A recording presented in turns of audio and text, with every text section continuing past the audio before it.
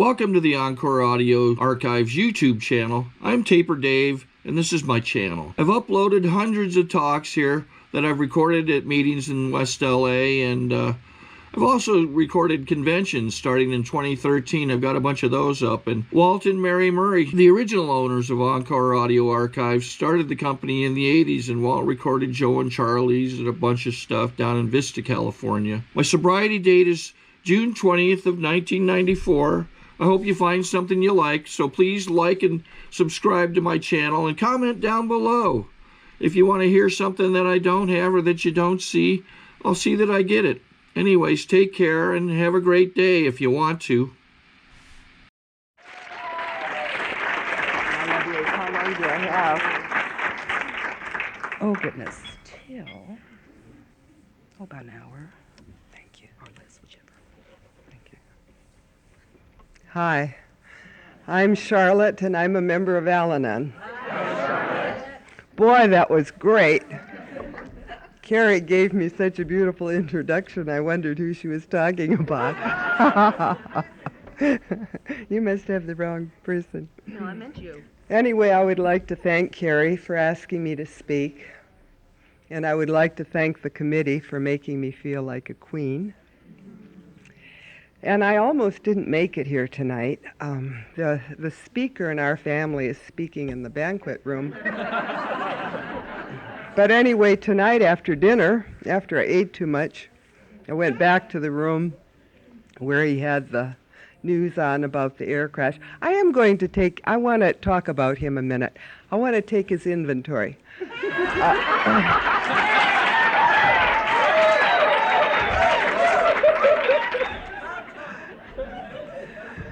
But you know, every time I ride over 20 miles with him in a car, I always say to myself, not to him, mind you, because Al-Anon teaches us we don't criticize other people, but I always say to myself, I will never do it again. Well, I'm improving, though, because today I did say to him, why don't you drive your car and I'll drive mine? Well, he nixed that idea. No. Then I said to him, well, maybe I could drive this time. Well, that wasn't the right thing to say either. And anyway, all the way over, we listened to the war news. Oh, I mean, it's not bad enough to be in the car with them, but then...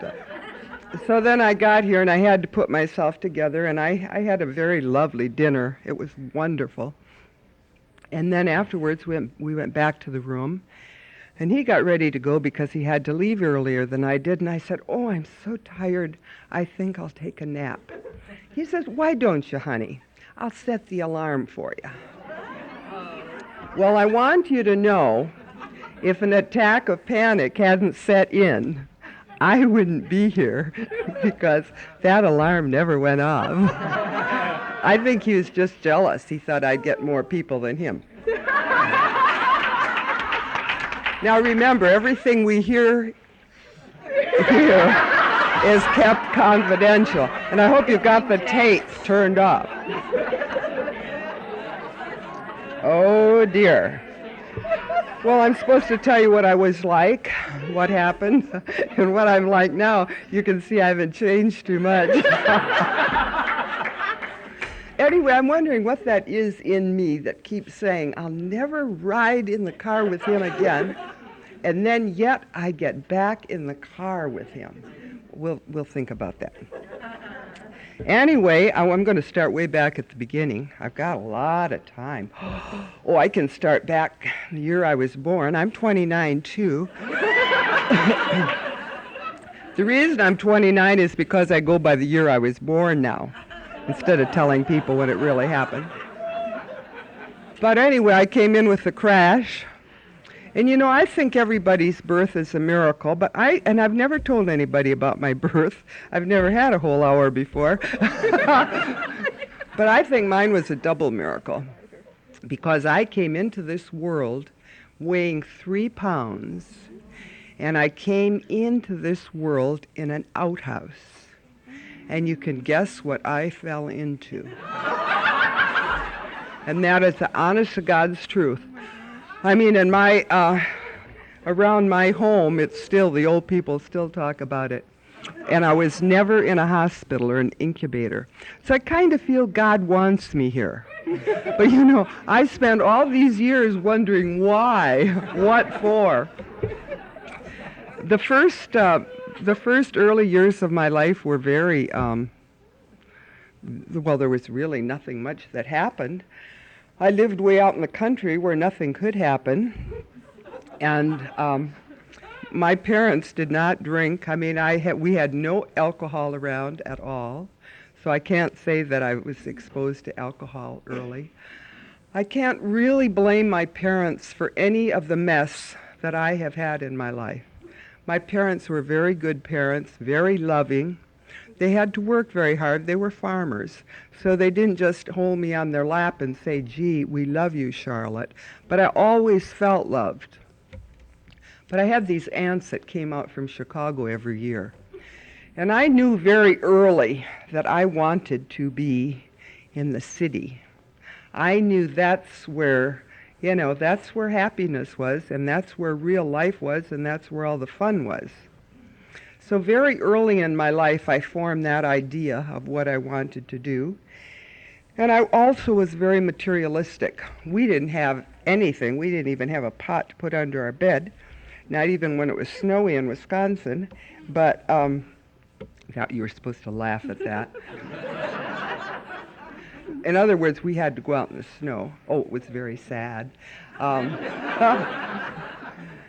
But I knew that if I ever got to a place where we had matched chairs around the table, that would be really living.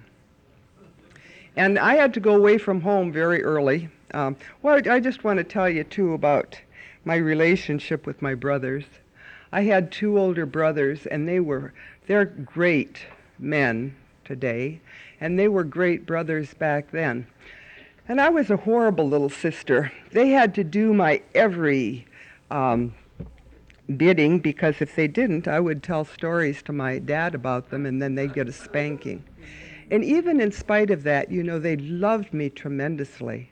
They always did my will. It was so wonderful. And they never had a chance to go to high school or anything, because in order for us to go to high school, we had to stay in the city. And of course, they were high school age right at the beginning of the Depression, so my parents couldn't afford to send them to school. But my parents always stressed education. Get an education. Get an education. That's one thing I remember they stressed, and the other thing was to be honest. And also they instilled in me a belief in God. And growing up was not that difficult, really. In fact, I had to go away from home when I was 13 and live in a room in the city without any supervision. And I was a pretty good kid. I didn't run the streets. I didn't, in those days, we always looked down upon the girls in school who smoked and drank and went out with wild boys and things like that. So I was very good all through high school. But then I got to be 17. And I don't know about the rest of you. When I got to be 17, I became all wise. I knew everything there was to know in the world.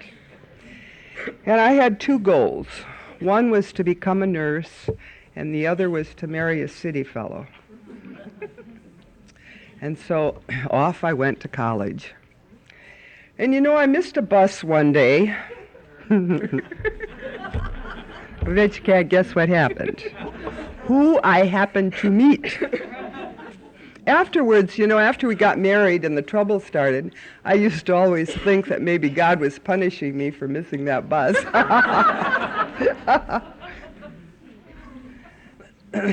But anyway, I met this adorable, charming man, and I don't care what you say. Alcoholics are charming people. They're charming, they're exciting. You know, and I think back on what it used to be like, I mean, in our early years. Gosh, it was exciting. My husband was fun. Yeah, he really was. Well, when did that end? Anyway, we went together 2 years. I like to tell this story. We went together 2 years, and he never even took me to a place where drinks were served. Now, when I heard that he was an alcoholic, well, no, before I heard that he was an alcoholic, but after I realized that he might be drinking too much, I felt real sorry for myself because I thought he really took advantage of me. I was a poor little victim of circumstances. And all the self-pity that you can just fill up with when you think of how you were taken advantage of. But to look at it honestly, I have to think that maybe I wasn't too bright. Because if I'd have been brighter, I'd have thought that was kind of funny that he never even took me to a place where drinks were served. Because back in those days, we used to have our little beer parties, and other boys would take me to little beer parties. But my precious, charming Clancy never took me to any of those places. I must talk to him about that. Want me to jot it down? Yeah, would you take notes for me? And I'll tell you another thing. A nurse and an alcoholic are a deadly combination.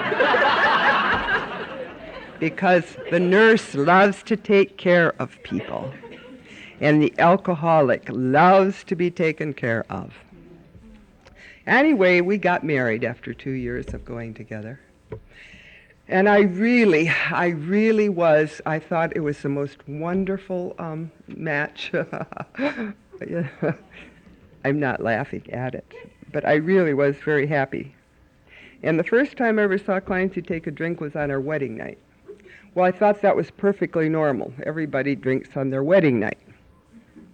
And then he played with a dance band, and that is a wonderful job for somebody who likes to drink. But I'd also like to say in his behalf that he never ever took more than 2 drinks. I know this because he told me. And I believed him. I believed everything he told me. Everything. Now, this guy was my God. I mean, I had no other God because, the God that my parents taught me about, that I realized that was only for people who were weak. And people who were strong didn't need that kind of a God. They didn't need to listen to all those fairy tales. And I had this wonderful God that I lived with and that I took care of. And so we had a little girl, and then 13 months later, we had a little boy. And then I knew I had died and gone to heaven because I had everything in the world anybody would want. A beautiful husband and a little boy and a little girl. And then at 3 weeks of age, our little boy died in his crib.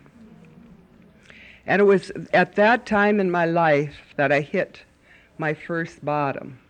But because I knew nothing about bottoms or anything, I didn't know what I was hitting. But to me, it's a feeling of absolute hopelessness. I had no idea what to do. The only peace I got was to walk outside in the snow in the wintertime and listen to the snow creak under my feet. And for 6 weeks, I didn't eat or I didn't sleep. And I would hear my baby crying, and I'd go in there, and of course he wasn't there. And I guess that's as pretty much of a basket case as you can become. And then one day I said, "Oh God, please help me." And from that day to this, I have had a God. Our relationship has changed, but he's always been there taking care of me, even when I didn't know enough to take care of myself. And now, today, I really look upon that as a blessing from God, that he took my little son, because I still had about 7 years of alcoholism to live through. And in the place of the little boy, he gave me 3 little girls, plus the one I had, which made 4. But, see, I couldn't see what the future was going to hold. But then we started, it started to where this wonderful, charming husband of mine, he wasn't so wonderful. Well, he was wonderful, but he did all these crazy things. I mean, one of his favorite things was to, take the razor blade and whittle away at his wrists. Well, of course, I didn't know he wasn't serious, and I'd go crazy, running around like a chicken with its head cut off, trying to help him. And the money that we spent on doctors, we could be living in Beverly Hills. Even back in those days, psychiatrists were very expensive. And I want to tell you, I always tell about this doctor in my talks. I guess I still probably have a resentment towards him after 30 years. But see, nobody told me that doctors really don't know how to treat alcoholics, and I really didn't think I was married to an alcoholic. It was much easier for me to accept the fact that Clancy was mentally ill than it was that he was an alcoholic. Because an alcoholic is spineless. They have no backbone, they have no willpower, and I would have to think I was awfully crazy to have married an alcoholic. I didn't want anybody else to think I was crazy enough to marry an alcoholic. But somehow, the fact that I had married someone mentally ill, it seemed a lot nicer to me. Anyway, this doctor, he told Clancy he wanted to see me. So I went to see him.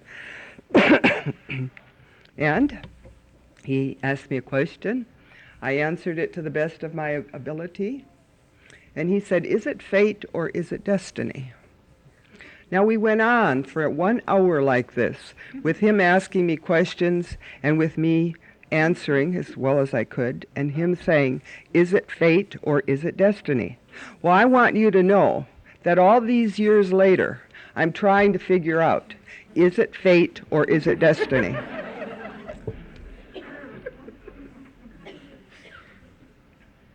Anyway, you've heard the rest of the story. When they go down to the corner to get a pack of cigarettes and come home 3 days later. I'm sure you've all had experiences with that. When they call and say, "Have you got dinner on the table? I'll be right home." A week later, and they come angry because you didn't keep the dinner warm.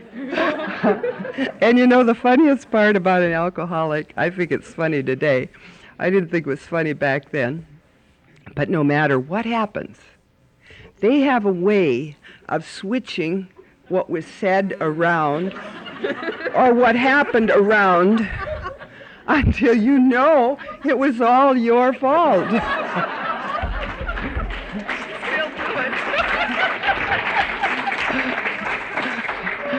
Yes, I'll get to that, Carrie, when I get to the program. So you live with this constant guilt and fear. What can I do to make it right? If you have dinner on and they accidentally come home, they're mad because you have dinner ready because they wanted to take a little nap first. If you don't have it on when they come home, then they're angry because they wanted their dinner right then. It is really funny. Now, the only good thing I did during that time was I did tell our children that Daddy was sick. As I was carrying him his orange juice in the morning, as I was holding his pants so he could vomit. Oh, he was sick. I mean, he really looked sick to me. But that was the only good thing that I can remember doing that whole time. The rest of the time I would always act like everything was all right. You people don't realize how lucky you are that you have Al-Anon. Because back in those days, there was no Al-Anon. And I had such horrible pride that I could not ever confide in anybody. So I kept all of that stuff inside. And most of it was denial. If anybody would have asked me if Clancy drank, I'd have said, well, he might have a beer once in a while. I mean, I guess I really had convinced myself that all he ever had at a time was 2 drinks. So we went down this marvelous path called alcoholism. And we moved from city to city. Clancy would tell me that the reason he had trouble at jobs is because people were jealous of him. I believed him. I mean, everything he told me. I thought, now, if I worked harder, that would help the situation. There were times that I wouldn't sleep for 72 hours at a time because I'd have so many jobs going, and then taking care of the kids, I wouldn't get any sleep. But never did I ever think, well, this is abnormal. I thought this is what is expected of one. And we went from Wisconsin to Texas. And I want to tell you about another doctor, or doctors in Texas. There, Clancy very nearly succeeded in killing himself, and this story would have been different had he succeeded. But anyway, they sent him off to the state hospital because we didn't have any money, and if you don't have any money, you don't get to go to nice private hospitals. Now, not once did any doctor in this time period ever say to either Clancy or me, you have a problem with drinking. Maybe if you'd stop drinking, things would be different. Never once did they say that. So he went off to the Big Spring State Hospital, and when they released him from there, now you can imagine, this is after 10 years of being on this merry-go-round. So you can imagine my state at that time. I wouldn't say that I was the most put-together person in the world. When they released him from that hospital, they gave this potential Al-Anon power like I never had. I laugh about it now. I really, when I think of how tragic it could have been, I want to cry. Thank you. But anyway, they released him to my care. They gave me a big bottle of Thorazine, 125 milligrams per tablet, I'll never forget it, and a big stack of papers. And each week I had to send in a weekly report to the doctors on how Clancy was acting. Of course, I very diligently gave him his pills 3 times a day, and he wasn't doing much acting. He was just sitting there like a vegetable in front of the television set. But think of how degrading that was to him. And I thought I was helping him. I made out my reports just as diligently as I could. And Clancy did not start acting funny again until guess when? He had his next drink. Yet I could not connect in my head. He drank, he's acting funny. Now God was certainly taking care of us then, because they said to call them immediately if he started acting funny. And it wasn't because I was so put together and I thought, oh, gee, no, I can't call them. But it must have been God that kept me from calling them, because I couldn't call. I just thought I have no right to take another human being's freedom away from them. At the same time, I could not stand the situation. We had our 4th daughter at that time, and when Clancy came up to the hospital, he was always so drunk and he smelled so bad, and I was so embarrassed. And I sat there in bed thinking, or laid in bed thinking of what I would do when I got out of there. So I thought they gave him shock treatments in the hospital, so the thing to do is to give him a good shock. As though I hadn't tried to give him enough of those in the years previous. So I got a job, and then I arranged for a second-hand store to come and take our furniture, and so I'd have money to move. And I was very lucky, because I got a room in a place where a woman took care of the children while mothers worked. And I had my plan all laid out carefully. Of course, his boss and I were still trying to help him. It was impossible for him to make it home with his paycheck, and so I would go down and pick it up. Another very degrading thing, And yet I thought I was doing my duty as a wife. Never once did I realize what I was doing to this man. So then his boss had called me and told me he couldn't keep him on any longer. And the night before I was to move, when I had this wonderful plan all laid out, Clancy came home. And it's the same story we've all heard 100 times. I'm so sorry. I'm never going to do it again. We'll move to a new place and get a new start. How many times have we all heard those lines? And you know, I was so close to thinking, yeah, we'll move to a new place and get a new start. And I was so close to telling him, Clancy, I was thinking about leaving you, but no, I won't leave you. We'll go get that new start. But I didn't. And so anyway, he went out. He had to go out because, after all, he was sad. And besides, it was Friday night, and you know what all good alcoholics do on Friday night. So anyway, the next day I made my move. But you know, that was awfully, now I can laugh at it, and Clancy says it's the best thing you ever did, Charlotte. And I feel real smart for having done it. But boy, I didn't feel smart then. I felt like it was the end of the world. My body felt just like a bunch of bones with skin over it. There wasn't even all this fat in between. It was just awful. And I felt so guilty. I felt so guilty leaving this man because I knew he was sick. The doctor said he was sick, and I was leaving him. And so anyway, I did. I left him. Then Clancy came out here to California. And I would like to say that I got him sober. I did in a way. I was responsible in a way. And that way was when I left him, he had nobody else to carry him. I hung on the longest. His friends were a little bit smarter, and his parents were a little bit smarter, but not me. I was going to help him, going to get him all fixed. But then he had nobody else to help him, so I came out to California. Well, he never, to this day, he doesn't know where we lived. I never told him. Because, you see, I was afraid. I really was. I was afraid he'd try to take one of the kids. I was afraid he'd try to kill me. I really was. But now I know I didn't have to have any of those fears. Because alcoholics, when they get to the point that he was at then, they have a hard time just picking themselves up in the morning and walking out for their next drink. But see, I didn't know that. And he would call me, after he came to California, he'd call me at work.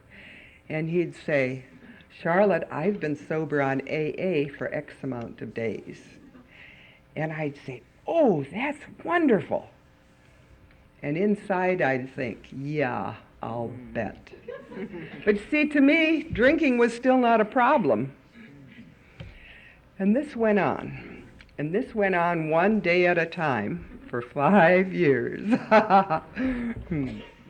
Now, it was good for me because, you see, when that happened, after I left Clancy, I didn't have anybody to blame my problems on. And I had a terrible temper. I always talk about my temper. You know, people say they get angry, they see red. I didn't see red, I saw white. And when Clancy was around, I could always direct it towards somebody. But when he was gone, all I had were these 4 little innocent girls, you know, to direct it at. And so that was when I realized that I had to do something about my temper, or I was going to hurt one of my children.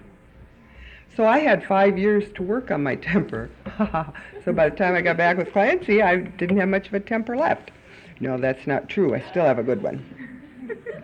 But then, by the time that, I was lucky. I got into computer programming in 1958 when the large-scale computers just came out. Now here I am, this basket case, just the bones covered with the skin.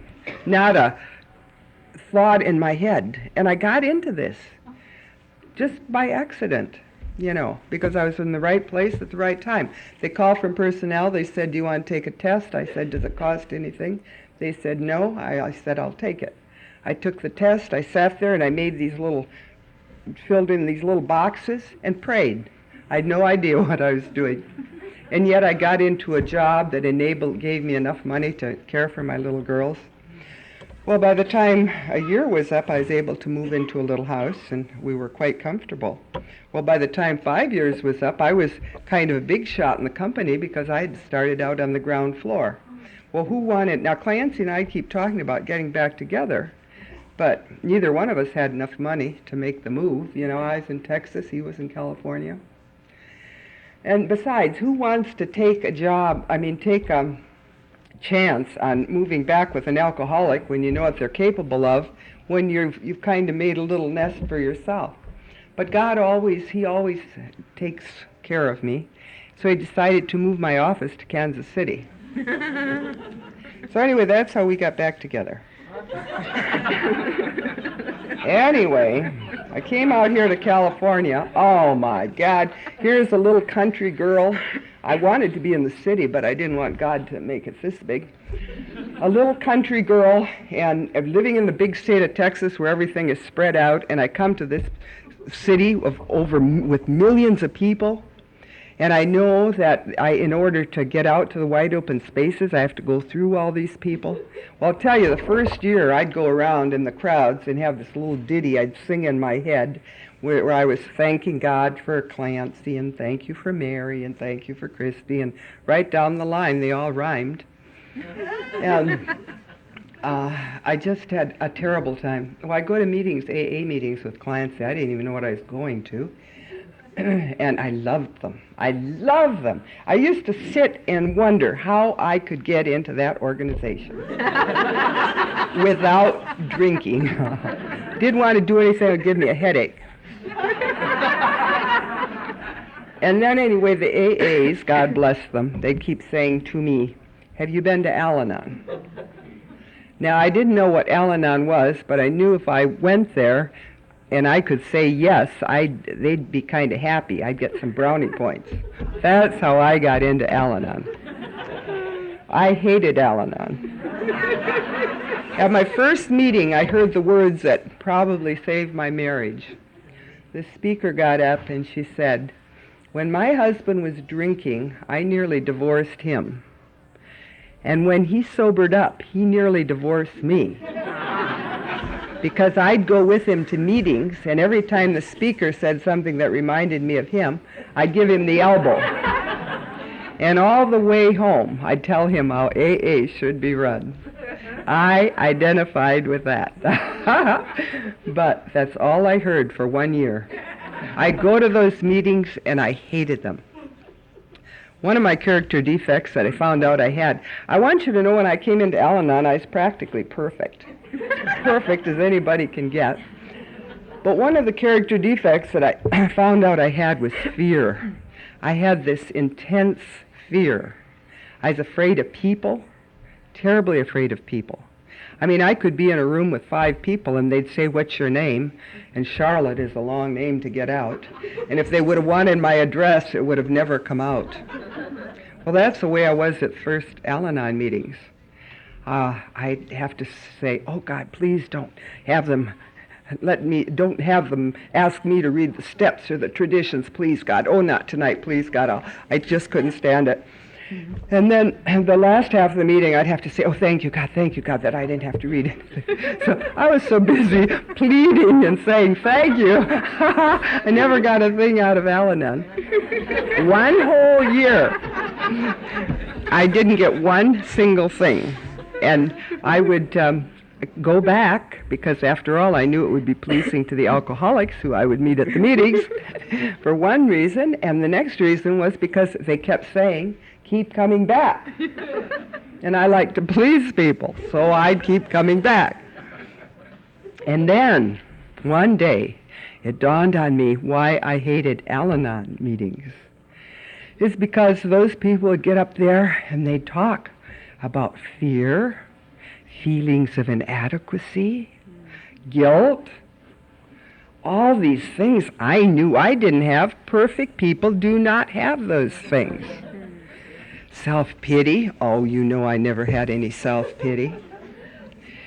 Anyway, I heard about this deal about getting a sponsor. So I got a sponsor. Then, a year later, my sponsor said to me, Charlotte, you're doing such a good job on the program. She said, how about you being my sponsor for a while? So we changed places.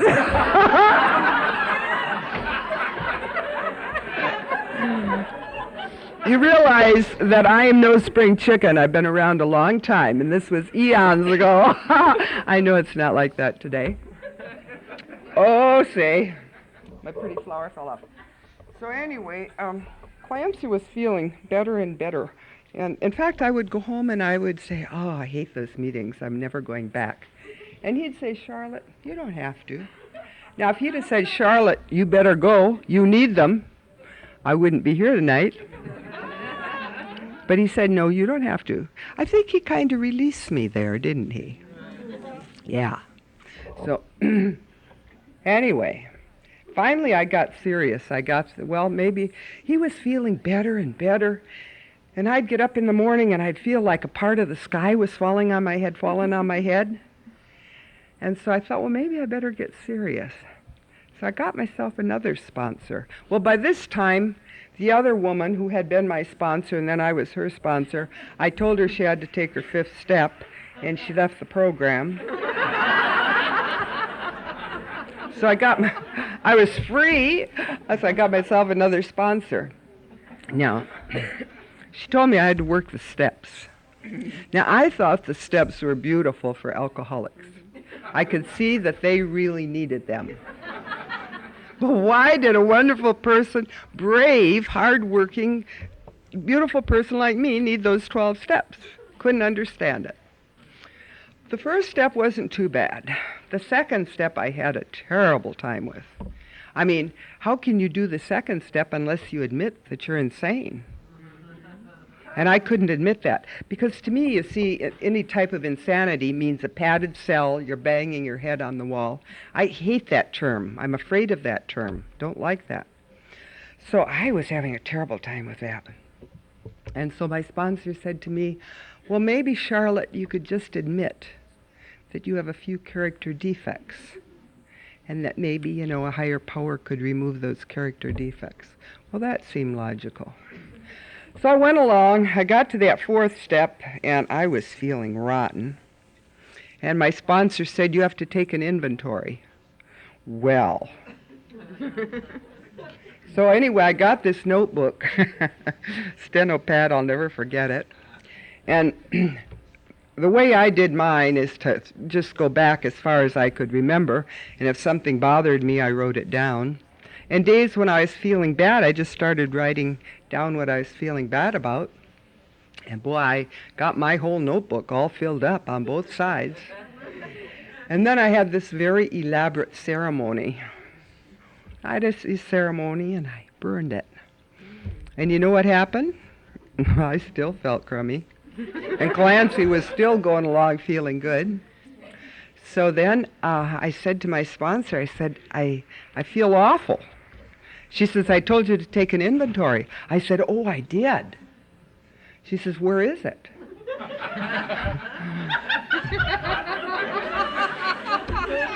So then when I told her, guess what she told me? And my sponsor is not one that gives you any sympathy. I remember once in fact, I know who it was, Sally C. asked me to speak in Palm Springs. I'd never been up in front of a group like this before.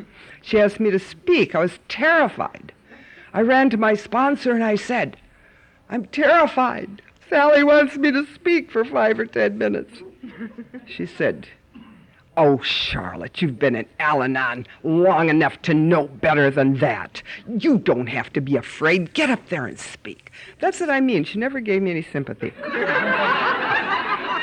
So anyway, she made me take the inventory. But I'll tell you, it was when I took the 5th step, which I hated to do.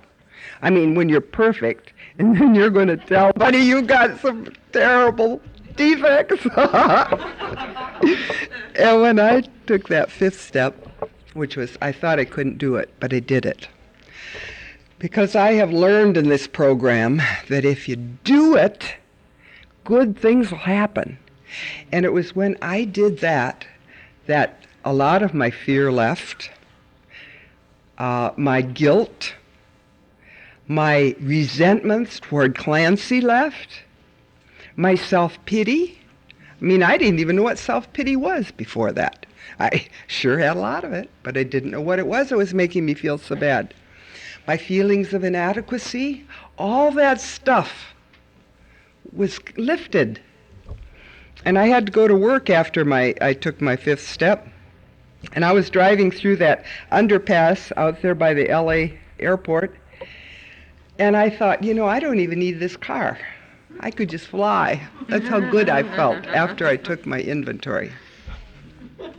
Well, anyway, I have to keep up for a whole hour, huh? And I know when I made my amends, I was amazed at the things that I had remembered hurting people. My sister-in-law in particular, I was so nasty to her. I mean, she married my brother when I was about 13. And I used to have fights with her, on the floor, beating her with my fists. She didn't remember any of that. I mean, she was amazed that here I was apologizing for these things. She didn't even remember them. So many people, my children, when I apologized to them, made amends to them, they said, "Mother, you've always been a wonderful mother." Here I had to go and spoil that, Clancy has always been, well, he hasn't always been. Well, yes, he has always been. Quite active in AA. Not as active as he is today, but he's been quite active. Now, in the beginning, too, one of the things that it was very hard for me to let him go to these meetings alone. I went to a lot of meetings with him. Had to keep my eye on him. Then when I finally did let him wander out by himself, I really thought when I heard the car drive up, I'd be in bed. And when he walked into the bedroom, I'd take this big, deep breath, thoroughly expecting to smell alcohol, and always being surprised when I didn't. Gee, they're walking out so fast. Well, anyway, it was hard for me to have faith that he was really staying sober. And yet, at that time, I still didn't admit that he was an alcoholic. I'd say to people, "Oh, my husband's in AA. He's an alcoholic." Well, he said I could break his anonymity. I always break it. And I would say it with my lips, but I couldn't believe it inside of me. In fact, I was on the program about 5 years before I could really say and believe my husband is an alcoholic. And really believe alcoholism is a disease. I thought that was another thing they made up. So anyway, and then it used to, in fact, Clancy and I were talking about it just last night. How exciting things used to be. Because people would call me up, or they were even going to kill me sometimes. And women would call me up and tell me how much in love with Clancy they were, and they don't do that anymore. I mean, life is getting dull.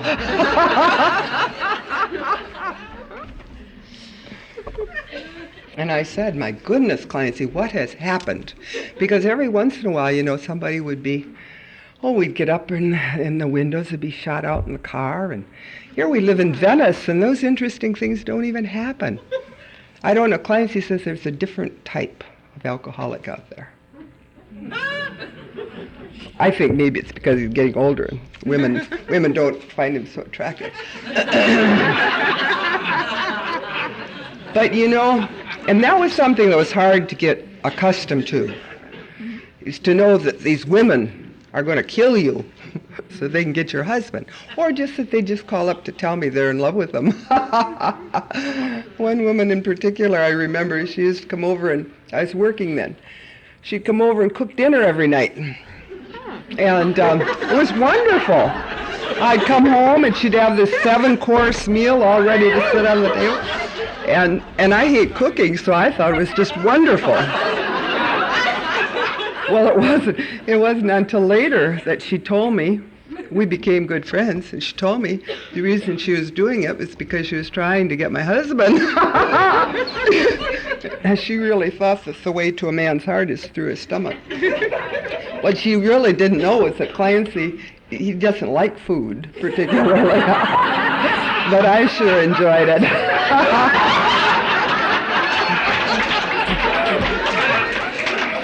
But anyway, to get back to the women, I always find this an interesting subject. There are a lot of good-looking young girls in Alcoholics Anonymous. I don't know if you've noticed. But as I spent time on the program, and as my self-worth grew, because when I came here I had absolutely no self-worth, but as it grew, I found I didn't have to be jealous of anybody. And I can honestly say this, and I say it with humility. It might sound arrogant and smug and self-righteous. No, that's the way it used to be. But I can honestly say today that if Clancy were to divorce me, he would be the loser.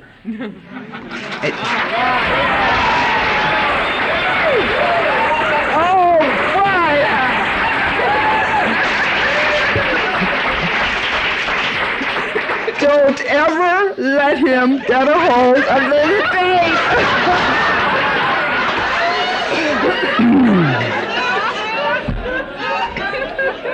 Well, the years went along, and I have to change my talk now. Oh, say, I want to tell you that Monday night was the first night I talked in over 2 years. And I thought maybe I had brain damage because they did an operation on me where they stopped my heart and put me on a heart-lung machine. And you never know what those doctors are going to do when you're asleep. And as you have guessed by this time, I don't like doctors too well. Oh, please, I hope there are none in this room. I always say that, and then I always wonder, did I say the wrong thing? Keep coming back. Yeah. But anyway, Monday night I talked for the first time, and I really was surprised. But I do have to change my story because I always used to tell about our children and how great they were, and they were, and they are. I won't take anything away from them. I do want to tell you just one thing about when our first child left home, to tell you how far on the program I was then. But when she got married, every night after dark, I would drive by her house to be sure her husband was home taking care of her. And thank God he was, because I don't know what I'd have done if he hadn't been. But anyway, I always used to tell in my stories that we never had any problems with drugs or alcohol in our children. And we didn't. And I think God knows that he had to kind of not have that happen because it would have been too fragile to have stood it. But a year ago last May, our oldest daughter joined the program of Alcoholics Anonymous. And I didn't even know she had a drinking problem. Of course, she's been out of the home now for about 20 years. Then, in June, our youngest daughter joined the program. And now I guess she was just giving her husband a hellish time. Bad time. I mean, he'd wake up in the morning and find her laid out on the kitchen floor, passed out. Find her passed out, not knowing where their 3 little kids were. Now, you can bet if I would have known about that, I'd have been a nervous wreck. I am very grateful to this man that he didn't tell me, or he didn't tell Clancy. Best kept secret in town. But I am so grateful. Then, in July, daughter number, what number is she? Daughter number 3 joined the program.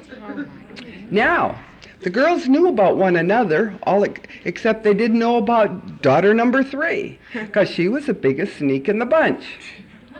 And it's really something. Her husband's mother died of alcoholism. And yet, of our sons-in-law, he was the one that was in the greatest state of denial.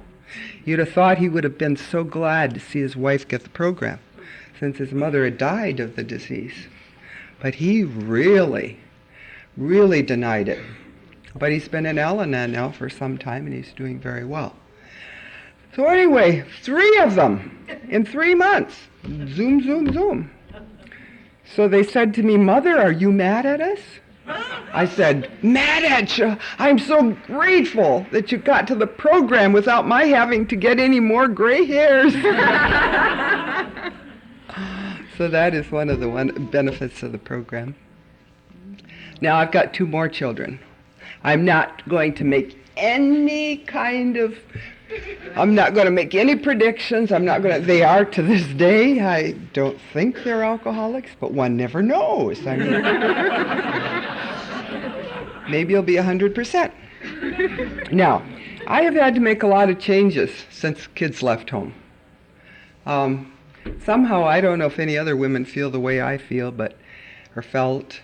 But when my kids all left the nest, I kind of felt like there wasn't really any purpose in life for me anymore. I mean, what do? You're so used to going to PTA meetings and working in the library and, working in the kids' classrooms, and all of a sudden, nobody's calling you. You call up the school and say, "I'd like to be a volunteer." They never call you back. They don't want you anymore. I mean, once you were a very popular mother in their ranks, and then all of a sudden nobody wants you or needs you. I found that very difficult. And so what I did is I thought, well, what else will I do? And I thought, I've given enough time to kids. Forget about kids. So I thought, well, I'll start a place for abused animals. Well, how do you do that when you don't have any money? So then I said, well, what I need is some land. Where do you find out about land? In the real estate office. Best deals never get out of the real estate office. So I went to school and got my real estate license. And anyway, I'm working on it. I still don't have any land or money. But what I am telling you is that as a result of this program, I have found that I can do anything I choose to do. And the reason I'm not doing things is because I don't want to do them, But I can, and that's called, I guess, self-confidence or something. But the program has given me that. And I want you to know, is there anything else I want anybody to know? Boy, an hour is a long time, any way you look at it. Stop interview. I don't want to stop now.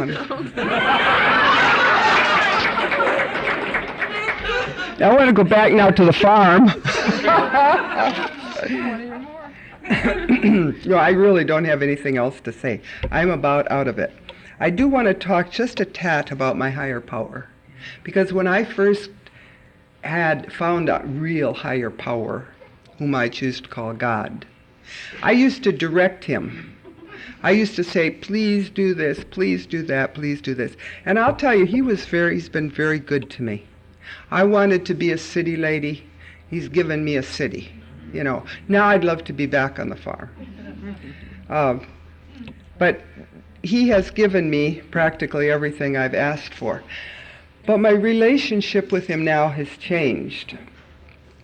And after I got over giving him direction, then I started, in the beginning, I'd try to turn things over to him, and I'd turn them over, and then I'd go about my business trying to solve things, And here I'd be going in this little rat race, going in circles. And then one day it occurred to me, you dummy, why do you turn things over to this being that you call God, and then you spend all your time trying to solve it yourself? And I've been on the program, I'm not even going to tell you how many years, but since 1963. And it has only been recently that I am able to accomplish what I call a complete surrender to my higher power. Isn't that awful? After all these, that's how long I have played around with this program. And I could not accomplish that until he knocked me right down. And I hope other people can accomplish it before they get to that point. I've always done things the hard way.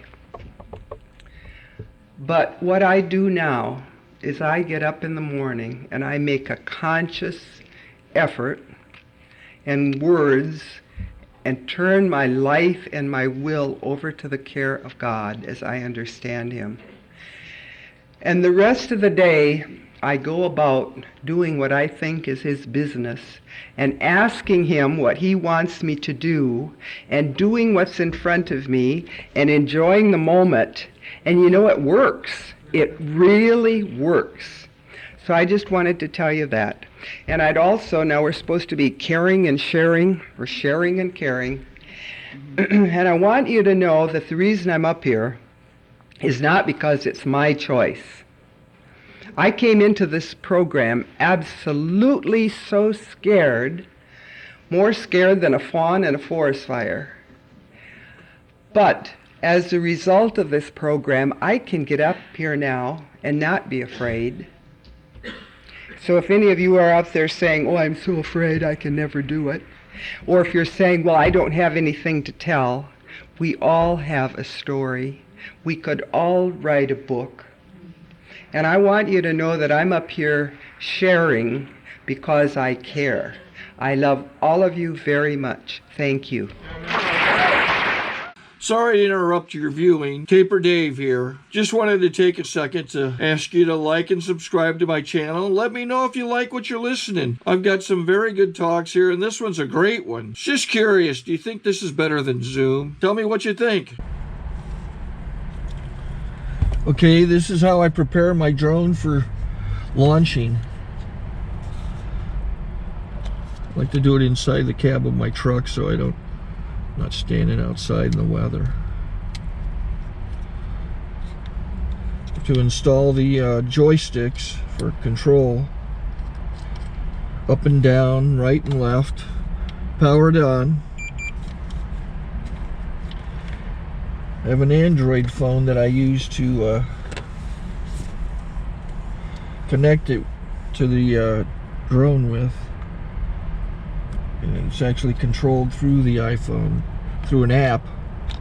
Oops, wrong way. It's actually controlled through the iPhone, or through this Android phone, through the app. It's actually controlled through the Android phone, through an app, and you connect it through this short connection right here.